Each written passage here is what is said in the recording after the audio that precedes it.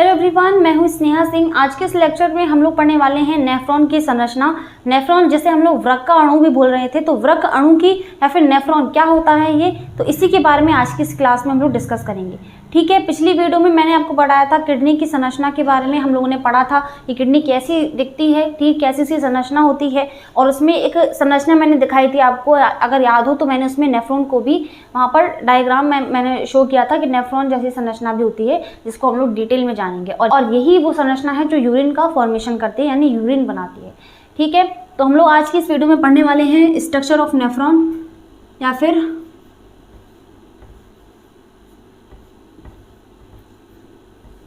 Nephron की संरचना।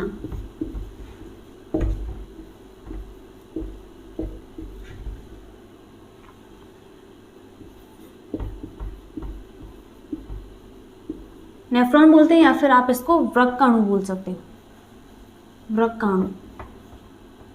ठीक, इंग्लिश में इसे नेफ्रॉन ही बोलते हैं। ठीक है, तो इसकी संरचना आज हम लोग पढ़ने वाले हैं। क्या, तो पहले संरचना बनाते हैं।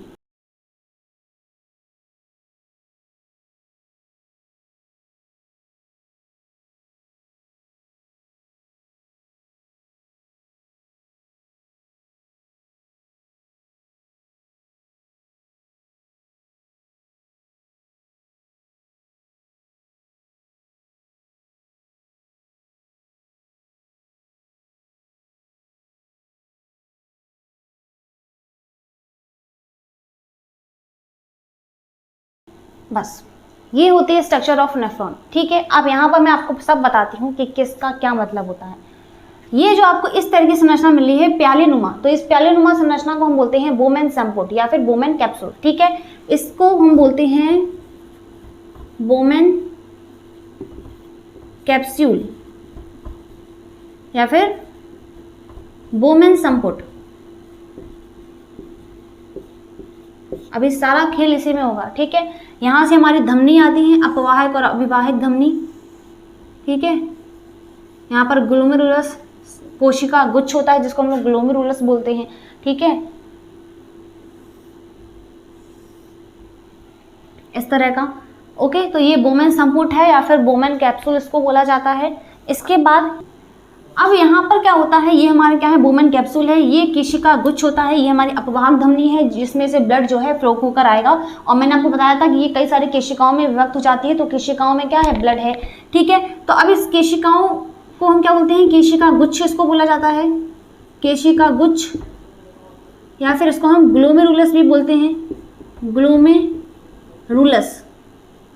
ठीक है, कई सारी केशिकाओं का गुच्छा बन जाता है यहाँ पर बोमेन संपुट के ऊपर ही बिल्कुल पास में। और यहाँ से ही जो रुधिर प्लाज्मा का अंश होता है, यानी रुधिर का प्लाज्मा वाला जो पार्ट होता है, उसमें से काफ़ी चीज़ें, जैसे वाटर हो गया, ठीक है, गैसेस हो गई, और जो भी हम बोल सकते, प्रोटीन नहीं, क्योंकि प्रोटीन के मॉलिक्यूल्स बड़े होते हैं। तो मैंने आपको बताया था, आपने लसिका पढ़ा है, ठीक है, लिम्फ मैंने सिस्टम आपको पढ़ाया था, तो लिम्फ में मैंने क्या बताया था कि केशिकाओं से क्या होता है, ब्लड का जो आरबीसी जो प्रोटीन वगैरह पार्ट है और बड़े जो मॉलिक्यूल्स हैं उनको छोड़ करके जितना भी प्रोटीन, जितना भी हार्मोन्स और एंजाइम्स वगैरह होते हैं, आयंस वगैरह होते हैं, तो ये विटामिन वगैरह सारी चीज़ें, जो भी तरल पदार्थ होता है, वो क्या करता है, केशिकाओं से छन करके कोशिकाओं में आ जाता है। तो वहीं पर ये यहाँ पर वही पार्ट होता है कि केशिका गुच्छ होता है, केशिका यानी कैपिलरीज, तो कैपिलरीज पतली भित्ति होती है उनकी, तो यहाँ पर मोटे मोटे या फिर बड़े बड़े जो अणु हैं प्रोटीन के, और इसके अलावा जो आरबीसी वगैरह हैं, उनको छोड़ करके जितनी भी काम की चीज़ें हैं, प्लाज्मा का अंश है, यानी वाटर हो गया, ठीक है, गैसेस वगैरह हो गई, और इसके अलावा विटामिन आयंस वगैरह की हम बात करते हैं, तो ये सभी छन करके किस में आ जाती है, बोमेन संपुट यानी बोमेन कैप्सूल में आ जाती है। ठीक है, तो ये हमारी क्या है, धमनी है, धमनी है। ठीक है, जो ब्लड यहाँ पर आता है उसकी मात्रा, आने वाले ब्लड की मात्रा अधिक होती है, लेकिन जाने वाले ब्लड की मात्रा क्या होती है, कम होती है, क्योंकि यहाँ पर जो भी काम की चीज़ें होती हैं वो यहाँ पर यूज़ कर लिया जाता है इनका। और इसके अलावा जो भी वेस्ट मटेरियल होता है, क्योंकि यहाँ पर जो केशिकाओं के द्वारा जो भी मटेरियल यहाँ पर छन करके आ रहा है, प्लाज्मा है, तो प्लाज्मा में सिर्फ और सिर्फ वाटर, तो गुड जो भी मटेरियल है वो तो होगा नहीं, इसमें कुछ हानिकारक तत्व भी होते हैं, जैसे सारे यूरिया की, क्लोरीन की, तो ये सारी चीज़ें भी इसमें इन्वॉल्व होती हैं। तो इस चीज़ के लिए यहाँ पर हम क्या करते हैं, इस चीज़ को हम यहाँ पर निकाल लेते हैं। ठीक है, अब क्या होता है यहाँ पर, ये हमारा पीसीटी कहलाता है। इसे हम लोग समीपस्थ कुंडलित नलिका बोलते हैं। देखो ये कुंडलित है, फोल्ड है, तो इसलिए हम कुंडलित बोलते हैं, और नलिका है यानी ट्यूब्यूल है एक, तो और ये पीसीटी इसलिए हम बोलते हैं प्रॉक्सिमल इसको बोला जाता है। क्यों? क्योंकि ये पास में प्रेजेंट है। बोमेन संपुट की जो पास में नलिका प्रेजेंट होती है उसको हम पीसीटी बोलते हैं शॉर्ट फॉर्म में, और हिंदी में इसको बोला जाता है समीपस्थ कुंडलित नलिका। ठीक है, इसी की तरह बिल्कुल यहाँ पर आप देख सकते हो, इसको हम लोग डीसीटी बोलते हैं। ठीक है, डिस्टल जो हमारी होती है, तो हमारी दूर जो होती है उसको हम लोग दूरस्थ कुंडलित नलिका बोलते हैं। ठीक है, तो इसको हम समीपस्थ कुंडलित नलिका और इसको हम दूरस्थ कुंडलित नलिका, ये भी कुंडलित है लेकिन ये क्या है, बोमेन संपुट के दूर है, तो इसलिए हम दूर बोला, तो इसीलिए हम इसे दूर बोलते हैं, और ये पास में है बोमेन संपुट के, तो इसलिए हम पास बोलते हैं। ठीक है, ये हमारा होता है, ये हमारा लूप ऑफ हेनले, लूप जैसी संरचना ये बन रही है हुक जैसी, तो इसीलिए हम इसे लूप ऑफ हेनले बोलते हैं। ठीक, ओके, ये हमारी कलेक्टिंग डक्ट होती है लूप ऑफ हेनले या फिर हेनले लूप। ओके, ये हमारी कलेक्टिंग डक्ट होती है, कलेक्टिंग डक्ट। ठीक है, जितना भी यूरिया होगा वो सब इसमें आ जाता है, और ये क्या है, ये हमारे अन्य जो हमारी नेफ्रॉन्स हैं उनसे ये जुड़े होती हैं। ठीक है, तो कलेक्टिंग डक्ट में ही सारी नेफ्रॉन से मिलकर के जो यूरिया आ रहा होगा वो हमारे कलेक्टिंग डक्ट में ही कलेक्ट हो जाता है, और यहीं से फिर जो हमारा जो मूत्र नलिका होती है, मूत्र वाहिनी होती है, उसी में ये चला जाता है। ठीक है, तो यहाँ पर ये इसका मतलब क्या है कि ये देखो, जैसे ये यहाँ पर मैंने एक नेफ्रॉन की संरचना आपको बताई है, तो इसी तरीके अन्य नेफ्रॉन भी ऐसे जुड़ी रहती हैं, और ये हमारी एक मोटी कलेक्टिंग डक्ट होती है जिसमें सारा यूरिया आकर के इकट्ठा हो जाता है। ठीक है, तो इतना समझ में आया, इसको लूप ऑफ हेनले बोलते हैं, जो हमारी हुक जैसी संरचना होती है। अब होता क्या है, यहाँ पर देखो, यहाँ पर हमें तीन स्टेप पढ़ने हैं। ठीक है, उन 3 स्टेप को मैं यहाँ पर नोट कर रही हूँ, तो आप भी इसे नोट करना अच्छे तरीके से। सबसे पहला स्टेप जो होता है वो होता है हमारा परिनिस्यंदन।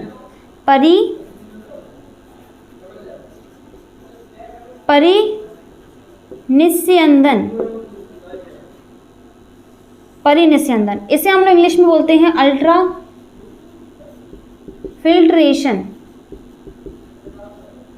फिल्ट्रेशन। ठीक है, इसके बाद दूसरा हमारा जो स्टेप है वो आता है हमारा, देखो ये स्टेप्स हैं। ठीक है, इसी के थ्रू जो यूरिन फॉर्मेशन है वो हम देखेंगे यहाँ पर कैसे यूरिन का फॉर्मेशन होता है। ठीक है, परिनिस्यंदन यानी अल्ट्रा फिल्ट्रेशन के बाद दूसरा हमारा स्टेप आता है जिसको हम बोलते हैं रीअब्जॉर्प्शन, या फिर हम इसे बोलते हैं चयनात्मक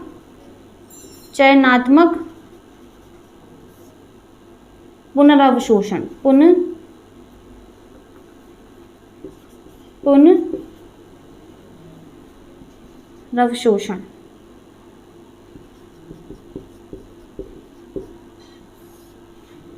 पुनरवशोषण। ठीक है, चयनात्मक पुनरवशोषण, या फिर इंग्लिश में इसे बोलते हैं सिलेक्टिव रीअब्जॉर्प्शन। ठीक है, तीसरा हमारा लास्ट जो स्टेप होता है वो हमारा होता है सिक्रीशन, या फिर इसे हम बोलते हैं हमारा होता है स्त्रावण, सिक्रीशन।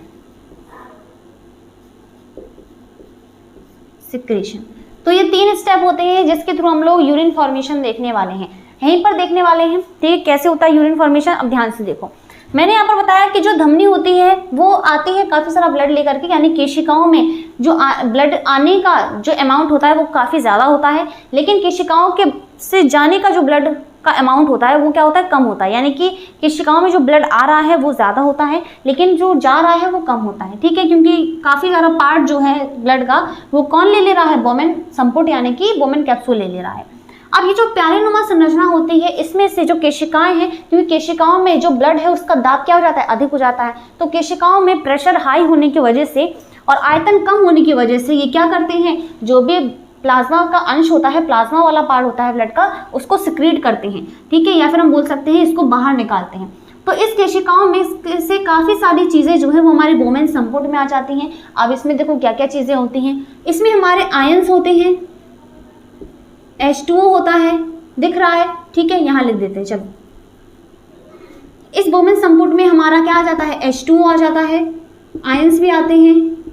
ठीक है, और वाटर आयंस भी आते हैं, इसके साथ साथ यूरिया भी आ जाता है। अब यूरिया तो क्या है, बहुत नुकसानदायक है, तो इसको तो हम बाहर निकालेंगे अभी। तो वाटर आ गया, आयंस आ गए, यूरिया भी आ गया, इसके बाद और हमारे कई सारे विटामिन्स भी आ गए। एटसेट्रा, हार्मोन्स वगैरह ये सब आ गए, ठीक है। तो इसमें वाटर भी था काफ़ी मात्रा में, ठीक है। और तो ये चीज़ें होती हैं इसमें बोमेन संपुट में। किस में से आई है? केशिकाओं में से आई, जो कोशिका गुच्छ था, ठीक है, केशिकाओं का, तो उसी के थ्रू जो है ये सारी चीज़ें किस में आ गई? बोमेन संपुट में आ गई। किसमें क्या? वाटर था, आयंस था, यूरिया था, विटामिन भी थे, काफ़ी सारी चीज़ें थी जो प्लाज्मा में ऑब्वियसली होती है। बस इसमें क्या नहीं थे? बड़े बड़े अणु नहीं थे। और इस क्रिया को जब केशिकाओं में से जो बोमेन संपुट है उसमें प्लाज्मा का अंश आता है तो इस क्रिया को हम क्या बोलते हैं? अपोहन बोलते हैं, ठीक है। क्या बोलते हैं? अपोहन, डायलिसिस। क्या बोलते हैं? डायलिसिस बोलते हैं, अपोहन की क्रिया। अपोहन की क्रिया क्या बोलती है कि जब इस झिल्ली के माध्यम से जब छोटे छोटे अणु क्या करते हैं? छन करके आ जाते हैं, तो उसे हम क्या बोलते हैं? हम उसे अपोहन या फिर डायलिसिस बोलते हैं कि बड़े अणु जो है वो नहीं आ पाते और छोटे छोटे अणु जो है जब छन करके आ जाते हैं तो उसे हम लोग डायलिसिस बोलते हैं। और वही प्रोसेस यहाँ पर हुआ था। इतना समझ में आया? ये हमारा पहला पार्ट होता है परिनिस्यंदन या फिर अल्ट्राफिल्ट्रेशन। तो फिल्टर होकर के जो केशिकाओं के गुच्छ में से ये सारी चीजें आ गई, इसको हम लोग अल्ट्राफिल्ट्रेशन या फिर परिनिस्यंदन बोलते हैं, या फिर अपोहन भी आप इसको बोल सकते हो। तो एग्जाम में आप या तो परिनिस्यंदन बोल सकते हो या फिर अपोहन बोल सकते हो, ठीक है। दोनों एक ही चीज मतलब कहलाएगी उसकी। इतनी बात समझ आई? पहला स्टेप ये हो गया। अब आता है दूसरा स्टेप जिसको हम लोग बोलते हैं चयनात्मक पुनर्अवशोषण। यहाँ पर देखो मैंने क्या बोला कि यहाँ पर जो पीसीटी वाला पार्ट है यहाँ पर एक प्रोसेस यहाँ पर होगा। तो यहाँ पर मैंने क्या बोला? वाटर भी था, आयंस भी था, यूरिया भी था, विटामिन भी था। इनका यहाँ पर आने का कोई मकसद नहीं था। वुमेन संपुट में केशिकाओं के गुच्छे से जो भी चीजें यहाँ पर आई हैं उनका आने का कोई मकसद तो था नहीं, लेकिन हुआ क्या? क्योंकि दाब वहाँ पर क्या था? अधिक था। केशिकाओं के गुच्छे में जो प्रेशर था वो काफी हाई हो गया था, इसीलिए वो सारी चीजें जो है छन करके किसमें आ गई? वुमेन संपुट में आ गई। अब इसको वापस से कहाँ भेजना पड़ता है? ठीक है। और सिरा क्या करेगी? ये सारी चीजों को लेकर के फिर से किसमें? ब्लड में मिल जाएगी। तो जो हमारी सिराएं होती हैं यहाँ पर मान लो क्या थी? सिराएं प्रेजेंट थी। आपने देखा होगा अगर डायग्राम में एनसीईआरटी में, तो इस तरह की संरचनाएं बनी होती हैं, इस तरह की संरचनाएं बनी है, को कवर करके रखती हैं, कवर करके रखती हैं। अब ये सारी चीजें जो कि वुमेन संपुट में पाई गई थी, इसमें से वाटर का पार्ट काफी ज्यादा, ठीक है, जो भी ज्यादा चीजें थी तो वो सारी चीजें जो है ये सब चीजें सिरा में वापस से डाल दी गई। इतनी बात समझ में आई? मैं फिर से इसको रिवाइज करूंगी कि मैंने क्या क्या चीजें आपको बताई हैं। तो सिरा में वापस आने के बाद यहाँ से क्या हुआ? यहाँ से वापस से ये सारी चीजें किसमें चली गई? सिरा में चली गई। मान लो ये सिरा है यानी वेन है, तो वेन क्या करती है? अशुद्ध रुधिर लेकर जाती है, ठीक है। लेकिन यहाँ पर तो अशुद्ध रुधिर का मतलब CO2 गैस का मिलना तो है नहीं, लेकिन यहाँ पर जो सिरा है वो क्या करेगी? ये जो पार्ट है जिसमें से ये जो जितने पोषक तत्व वगैरह हैं जो कि वापस से सिरा वापस से अपने पास ले रही है, ये कहाँ पर ले जाकर जाएगी? इसको ब्लड के पास लेकर जाएगी, ठीक है। आई बात समझ में? तो सिरा में जाने के बाद ये सारी चीजें जब चली जाती हैं तो इस प्रोसेस को हम क्या बोलते हैं? चयनात्मक पुनर्अवशोषण। यानी कि फिर से, क्योंकि ये सारी चीजें किसमें से आई थी? केशिकाओं में से पहले ये वुमेन संपुट में आई, और वुमेन संपुट के आने के बाद यहाँ पर पीसीटी के वाले पार्ट में से ये सारी चीजें फिर से वापस चली गई। कहाँ पर चली गई? हमारे सिरा में चली गई, वेन में चली गई, है ना। तो वेन के पास चली गई तो इसको हम क्या बोलेंगे कि पहले तो ये केशिकाएं जो नलिकाएं थी, जो हमारी ब्लड वेसल्स थी, उन्होंने पहले तो सारी चीजों को छोड़ा वुमेन संपुट के पास और फिर से उसको रीअब्जॉर्ब कर लिया, तो यानी कि फिर से उसको पुनर्अवशोषण उसका कर लिया। तो इसीलिए हम इसको क्या बोलते हैं? चयनात्मक पुनर्अवशोषण बोलते हैं। यानी इसमें से जिसकी मात्रा ज्यादा थी, जैसे वाटर वगैरह हो गया, काफी आयंस हो गए, जो भी फायदे की चीजें थी, उसको अपने पास वापस ले लिया। अब यहाँ पर से पूरी चीजें नहीं गई वापस, यहाँ से सारी चीजें वापस नहीं गई। यहाँ से वापस लेने का मतलब ये था, इन्होंने ये बोला है, अच्छा यहाँ पर ये वापस से वेन में क्यों डाल रहे हैं? या वेन यानी सिरा में वापस से ये सारी चीजें क्यों डाल रहे हैं? जब डालना ही था तो यहाँ से फिर केशिकाओं से ये सारी पोषक तत्वों को वुमेन संपुट में आना ही नहीं चाहिए था। तो यहाँ पर ये इसलिए आती है क्योंकि इसके पास कुछ वेस्ट मटेरियल भी था, जो कि हमारा क्या था? यूरिया था। और यूरिया को तो हमें कहाँ लेकर जाना है? हमें कलेक्टिंग डक्ट के पास लेकर जाना है। लेकिन जो हमारी कैपिलरीज होती हैं, इनमें से काफ़ी फायदे की चीज़ें आ जाती हैं, तो उन फायदे की चीज़ों को एब्जॉर्ब करना, ठीक है, फिर से वेन के पास लेकर जाना, क्योंकि इसके पास ग्लूकोज का भी काफ़ी ज़्यादा अमाउंट है, तो हम ऐसे जो हमारा एक्सक्रेशन है उसके थ्रू तो हम उसको बाहर नहीं निकाल सकते, है ना। तो ग्लूकोज है और आयंस वगैरह है, तो इनको हम एक्सक्रेट तो नहीं कर सकते, क्योंकि ये तो काफ़ी फायदे की चीज़ है। अगर ये सारी एक्सक्रेट हो गई तो फिर हमारी बॉडी के लिए कुछ बचेगा ही नहीं, है ना। तो इसीलिए हम इसको फिर से अब्जॉर्ब करके वेन में डाल लेते हैं और वेन फिर से इसको ब्लड में लेकर चला जाता है। और ब्लड क्या करेगा? हर एक सेल के पास उसको लेकर जाएगा, जो प्योर ब्लड होता है ना। तो आई बात समझ में। तो अब यहाँ पर मैंने इतना आपको बता दिया कि सेकंड वाला आपको आई होप पता समझ में आ गया होगा। चयनात्मक पुनर्अवशोषण, चयनात्मक यानी सिलेक्टिवली, तो ये भी जो भी फायदे की चीजें होती है उसको सिलेक्ट करके अपने ऊपर फिर से वेन में डाल लेती है, सिलेक्ट करके फिर से वेन में वापस से ले लेती है। तो इसको हम लोग रीअब्जॉर्प्शन बोलते हैं कि पहले तो केशिकाओं से जो भी मटेरियल था वो वोमेन संपुट में आया, और वोमेन संपुट से फिर यहाँ पर पीसीटी वाले पार्ट से ये सारी चीजें जो थी इनमें से काफी फायदे की चीजें भी और काफी सारी चीजें जो हैं फिर से हमारी कहाँ चली गई, वेन के अंदर चली गई, यानी सिरा में चली गई, और सिरा इस सारी चीज़ों को कहाँ लेकर जाएगा, ब्लड में। इतना समझ में आया। ये दूसरा टाइप, ये हमने दूसरा स्टेप पढ़ लिया। अब तीसरा स्टेप आता है हमारा स्त्रावण यानी सिक्रीशन। होता क्या है कि जब वेन में ये सारी चीज़ें चली जाती हैं तो इसको फिर पता चलता है कि मेरे पास काफ़ी ख़राब चीज़ें भी आ गई हैं। यहाँ से यूरिया का पूरा अमाउंट नहीं जाता वेन में, काफ़ी कुछ अमाउंट चला जाता है। यूरिया का अमाउंट यहाँ पर रह जाता है। जब वुमेन संपुट में जो मटेरियल था उसमें यूरिया था, लेकिन यूरिया हमारा रीअब्जॉर्प्शन के थ्रू वेन में पूरा नहीं चला गया, कुछ अमाउंट उसके बाद चला गया था। ठीक है, तो जो कुछ अमाउंट गया है वो वेन से फिर से हमारा क्या, सिक्रीशन के थ्रू। अब वेन क्या करती है, वेन क्या करती है, सिक्रीट करती है, और सिक्रीशन के थ्रू यानी स्त्रावण के द्वारा जो भी वेस्ट मटेरियल होती है उसको वापस से किस में डाल देती है, इसी नलिका में डाल देती है, इसी डक्ट में इसको डाल देती है। ठीक है, आई बात समझ में। तो ये 3 स्टेप होते हैं स्त्रावण सिक्रीशन में, हमने देख इतना आया समझ में। तो सिक्रीशन के थ्रू जो वेन ने क्या किया, फिर से जो भी यूरिया वगैरह था, जो भी खराब चीजें थी उसको कहाँ डाल दिया, इसी नलिका में डाल दिया, और ये नलिका से जो हमारा यूरिया है वो कहाँ चला जाता है, इसी कलेक्टिंग डक्ट में कलेक्ट हो जाता है। और ये कलेक्टिंग डक्ट किससे जुड़ी हुई है, मूत्र वाहिनी से जुड़ी हुई है। तो जो हमारी मूत्र वाहिनी होती है उसमें जाकर के ये चला जाता है यूरिन, और बॉडी से बाहर निकल जाता है। इतना समझ में आया। मैं अभी तीनों स्टेप को अच्छी तरीके से फिर से समझाऊंगी। ठीक है, तो फिर से एक बार क्विकली रिवाइज कर लेते हैं सारी चीज़ों को। ठीक है, फिर मैं इस चीज़ को लिखूंगी भी। होता क्या है, मैंने बोला कि धमनी आती है, यहाँ पर मैंने बोला कि धमनियाँ जो है काफ़ी सारी, क्योंकि केशिका क्या है, धमनियों की कोई महीन जो संरचनाएं पाई जाती हैं उसी को हम लोग केशिका बोलते हैं। जब धमनी पतली पतली महीन शाखाओं में बढ़ जाती है तो उसे हम केशिका बोलते हैं। अब ये केशिकाओं जो है एक गुच्छा बना लेती हैं जिसको हम लोग ग्लोमेरुलस बोलते हैं या फिर केशिका गुच्छा बोलते हैं। अब ये आगे चल गई, किससे जुड़ जाएगी, हमारी सिरा से जुड़ जाएगी। होता क्या है, अब इस केशिकाओं के गुच्छे से जो ब्लड प्रेशर है, ठीक है, इसमें जो रुधिर का दाब है वो बढ़ जाता है, और दाब बढ़ने की वजह से काफी ज्यादा जो अंश होता है प्लाज्मा का वो कहाँ से छन करके किस में आ जाता है, बोमेन संपुट में। वो छन करके बोमेन संपुट में आ जाता है। अब इस बोमेन संपुट में या फिर बोमेन कैप्सूल में से जो चीजें आई हैं जिसमें हमारा H2O आयंस, यूरिन वगैरह और ग्लूकोज का भी काफी पार्ट जो है इसमें इन्वॉल्व है, तो इसमें कुछ फायदे की चीजें भी आती जाती हैं। और मैंने यहाँ पर देखा कि जो हमारी नलिका है, ये जो हमारी ये नलिका है, ये नलिका कहाँ जाकर मिल रही है, ये कलेक्टिंग डक्ट में मिल रही है, और कलेक्टिंग डक्ट जो है आगे चल करके मूत्र वाहिनी से जुड़ी होती है। तो ये भी जो फायदे की चीजें हैं इनको अब वापस से किसमें, केशिकाओं में फिर से भेजना पड़ता है, ब्लड में फिर से भेजना पड़ता है। तो यहाँ पर जो केशिकाओं का जाल बिखरा रहता है, अब इस केशिकाओं में फिर से ये जो फायदे की चीज़ें होती हैं ये सारी कहाँ चली जाती हैं, केशिकाओं में फिर से चली जाती हैं, और केशिकाओं के माध्यम से, ये कैपिलरीज के माध्यम से जो भी फायदे की चीज़ें हैं वो फिर से ब्लड में जाकर के मिल जाएंगी। ठीक है, अब होता क्या है कि केशिकाओं में ये सारी चीज़ें चली गई, लेकिन कुछ जो फायदे की चीज़ें थी वो तो उसने ब्लड में पहुँचा दी, लेकिन जो भी हमारी यूरिया वगैरह होती है वो फिर से सिक्रीट होकर के फिर से हमारी इस नलिका में चली जाती हैं। तो इस नलिका में फिर से जो सिक्रीशन के थ्रू जो भी मटेरियल आया उसमें यूरिया होता है, वाटर का काफ़ी सारा पार्ट होता है।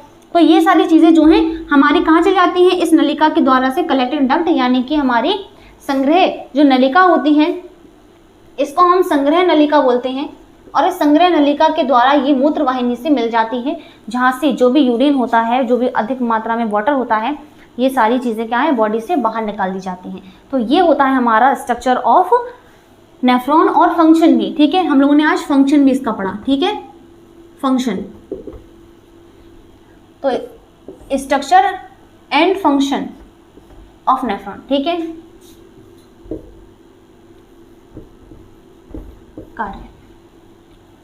ठीक, तो समझ में आया, इस चीज को आप नोट करो, और कुछ पॉइंट है जो मैं इसके यहाँ पर लिख देती हूँ, इस तीनों ही पॉइंट को मैं यहाँ पर नोट डाउन कर देती हूँ। ठीक है, तो आपको और क्लियरली ये चीज जो है समझ में आ जाएगी।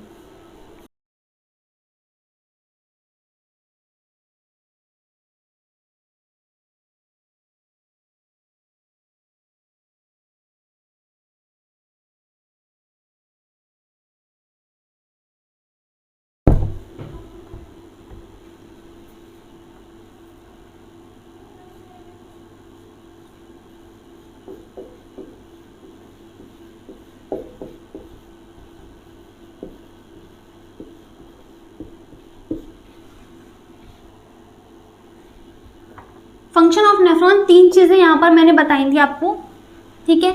पहला हमारा होता है परिनिस्यंदन, इंग्लिश में इसे बोलते हैं अल्ट्राफिल्ट्रेशन।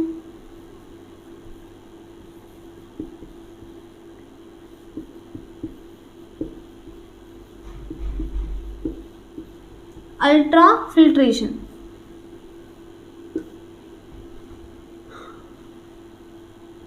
Okay, ultrafiltration. दूसरा हमारा होता है ट्यूबुलर रीअब्जॉर्प्शन, यानी कि जो नलिकाएं हैं वो क्या कर रही थी, एब्जॉर्ब कर रही थी, जिसको मैंने क्या बोला था, चयनात्मक पुनर्अवशोषण।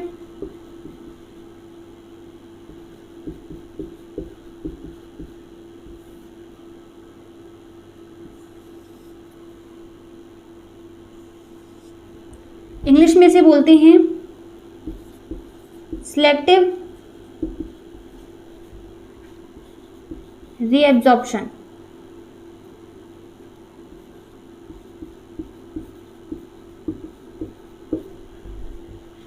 और तीसरा हमारा होता है सिक्रेशन, यानी कि स्त्रावण।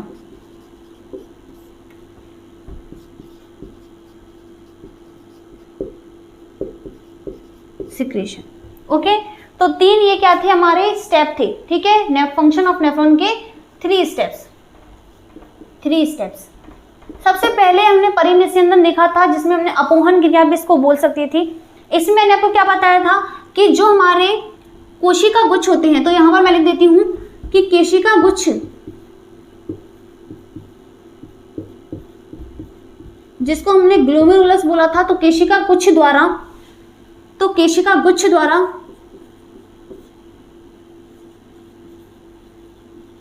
रुधिर प्लाज्मा का छन करके बोमेन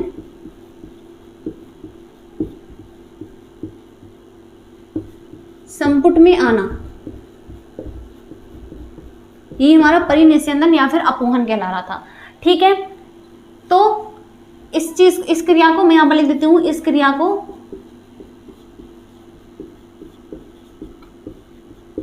अपोहन यानी कि डायलिसिस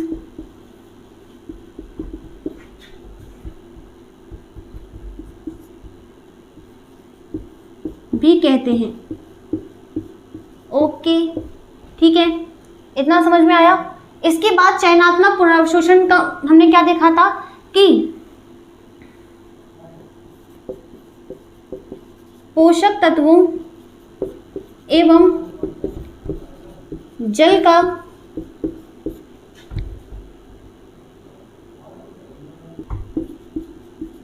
स्त्रावी नलिका, यानी कि जो नलिका थी बड़ी सी, ठीक है, पीसीटी था, डीसीटी था, और हमारा जो है लूप ऑफ हेनले था, तो वो नलिका जो है कंप्लीटली वो हमारी क्या कहला रही थी, स्त्रावी नलिका कहला रही थी। तो स्त्रावी नलिका से केशिकाओं में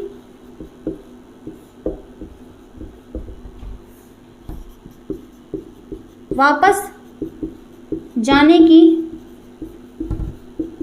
प्रक्रिया, ये हमारी क्या कहला रही थी, सिलेक्टिवली रीअब्जॉर्प्शन, यानी कि चयनात्मक पुनर्अवशोषण, जिसमें जो कोशिकाएं थी वो क्या कर रही थी, पोषक तत्वों को और वाटर वगैरह को ये फिर से रीअब्जॉर्ब कर रही थी, और साथ ही साथ इसके साथ ही उन्होंने यूरिया वगैरह को भी, जो उन्हें नहीं एब्जॉर्ब करना था, उन चीजों को भी एब्जॉर्ब कर लिया, ठीक है। तो पहले से जब उन्होंने ये वाला हम लोगों ने देखा था परिनिस्यंदन, तो इसके द्वारा कुछ यूरिया का पार्ट भी हमारे पहले से ही स्त्रावी नलिका में आ गया था, लेकिन कुछ पार्ट जो है वाटर वगैरह और जो भी हमारे पोषक तत्व थे उनको जब एब्जॉर्ब किया गया, रीअब्जॉर्ब किया गया, तो उसके साथ साथ जो यूरिया है वो भी हमारा एब्जॉर्ब होकर के किस में चला गया, कोशिकाओं में चला गया। तो वहां से फिर से क्या होता है, स्त्रावण होता है, यानी कि जो कोशिकाएं वो फिर से, तो जो हमारी वाहिनियां होती है, जो कोशिकाएं होती है, फिर से क्या करती है, स्त्रावण करती हैं, और सिक्रीशन के द्वारा अतिरिक्त जल की मात्रा को और यूरिया को फिर से क्या करती है, बाहर निकालती हैं। तो अब सिक्रीशन में क्या होता है, अतिरिक्त जल एवं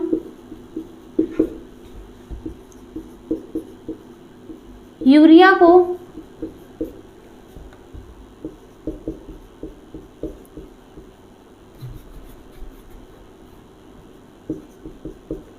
स्रावी नलिका में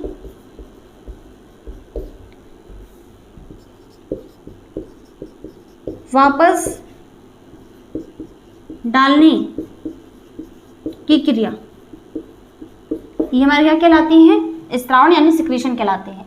ओके, और इसके बाद जो भी ये सारी चीज़ें कहाँ जाती हैं, कलेक्टिंग डक्ट में, जिसमें ये मूत्रवाहिनी द्वारा शरीर से बाहर निकाल दी जाती हैं। तो इस चीज़ को भी लिख देते हैं। इसके बाद यह संग्रह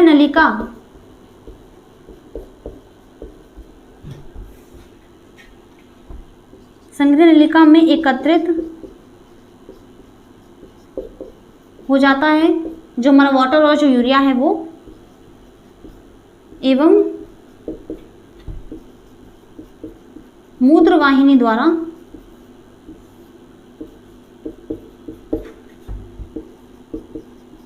शरीर से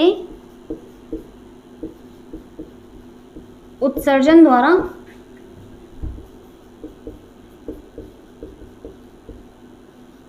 बाहर निकल जाता है।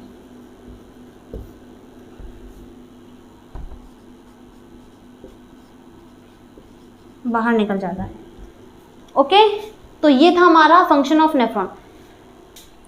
आई होप कि आपको आज की क्लास में जो नेफ्रॉन की स्ट्रक्चर है और नेफ्रॉन का जो फंक्शन है वो समझ में आया होगा। ठीक है, क्लास होने वाली है वो हमारे इस चैप्टर की लास्ट क्लास होगी, क्योंकि उसमें हम लोग प्लांट्स में देखेंगे कि उनमें जो वाष्पोत्सर्जन है, यानी कि जो अतिरिक्त जल होता है उसे कैसे बाहर निकाला जाता है। और इसके अलावा हम लोग हमारे शरीर में, ह्यूमन बॉडी में जो अन्य उत्सर्जी अंग हैं उनको भी हम पढ़ेंगे, यानी कि यहाँ पर जो किडनी होती है उसके अलावा भी काफ़ी ऐसे अंग होते हैं जो कि उत्सर्जन का काम करते हैं। हमारी बॉडी से कई तरीके से जो भी उत्सर्जित पदार्थ होते हैं, यानी कोई भी जो खराब चीज़ें होती हैं, यानी यूरिया को हमने यहाँ पर देख लिया, पसीने के द्वारा अतिरिक्त जल को बाहर निकालते हैं। स्किन वगैरह के बारे में भी हम जो है कल की क्लास में पढ़ेंगे। ठीक है, तो आज की क्लास आपको होपफुली कि समझ में आई होगी, पसंद आई होगी। मिलते हैं अगली क्लास में अगले टॉपिक के साथ। तब तक के लिए bye bye, take care and thank you so much.